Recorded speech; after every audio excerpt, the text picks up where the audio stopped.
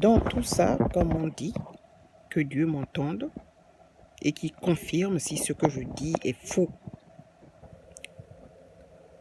Une malade, comme on dit, vous pouvez imaginer de quelle maladie je veux parler, connue de tout Brazzaville, originaire de la Bouenza, donc Théotine Yamba Missa, qui vit à Gennevilliers normalement, qui se retrouve à vivre ici à Paris, en se faisant passer pour un membre de ma famille jusqu'à ma soeur Lydie Loco, qui est au Congo, Brazzaville, Kinshasa. Tout ça pour usurper des identités, pour voler les gens, racoler les gens, sachant que mon frère Honoré Loco, qui est décédé le 10 décembre 2015 à Pointe-Noire au Congo, est mort, d'après ce qu'il m'a expliqué. Elle sait cette Théotine Yamba-là, puisqu'il a été vivre quelques jours chez elle là-bas, au Gennevilliers. Donc, elle sait ce qu'elle a fait à mon frère. C'est des gens qui signent des pactes diaboliques et qui vont même aller embêter les responsables, les dirigeants politiques, jusqu'à aller faire des faux soutiens à M. Maurice Nguesso, Edgar Nguesso, alors qu'elle soutient Mordicus, des gens comme les Souba, puisqu'elle est de la Bouenza, et des gens comme Mounari, à faire la guerre, à aller jusqu'au bout. Comment quelqu'un qui aspire à la paix peut prétendre dire des choses pareilles et à venir jusque dans les groupes de prière catholiques et à se moquer de ceux qui vont prier en les faisant passer pour des va à la messe. Donc vous venez d'où?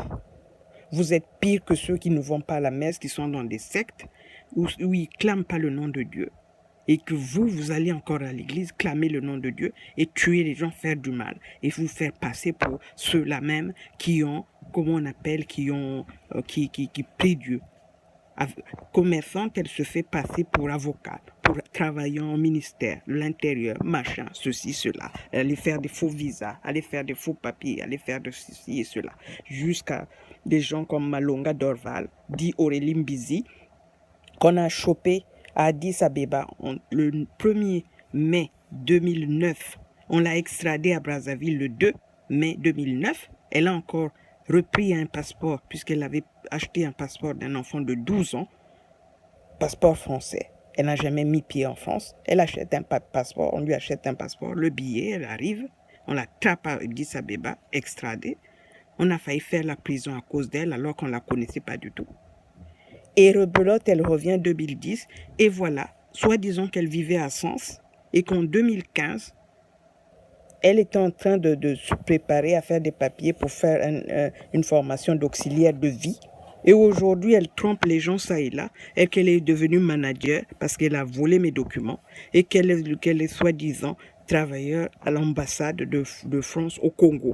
Donc, des gens, si vous rencontrez des gens comme ça, ne donnez même pas l'argent pour qu'on vous fasse des visas et tout. Elle-même, elle a réussi à truander. Sa mère est arrivée ici, les gens de sa famille, ils vont repartir au Congo, puisque les enquêtes ont été lancées pour qu'on les retrouve, qu'on les renvoie en Afrique, et elle-même qu'elle reparte. Soit disons qu'elle vit à Sens vers Montargis, mais elle est ici à Paris, là, à faire de la truanderie, à pirater mon réseau téléphonique et ceux de ma famille, jusqu'à se faire passer pour une pacha, alors que c'est des pauvres nés. Voilà ce que j'ai à vous dire. Donc faites attention. Prions fort, comme on dit, les artisans de Dieu sont des artisans de paix, d'unité et de vérité. On les attrapera par Saint-Michel.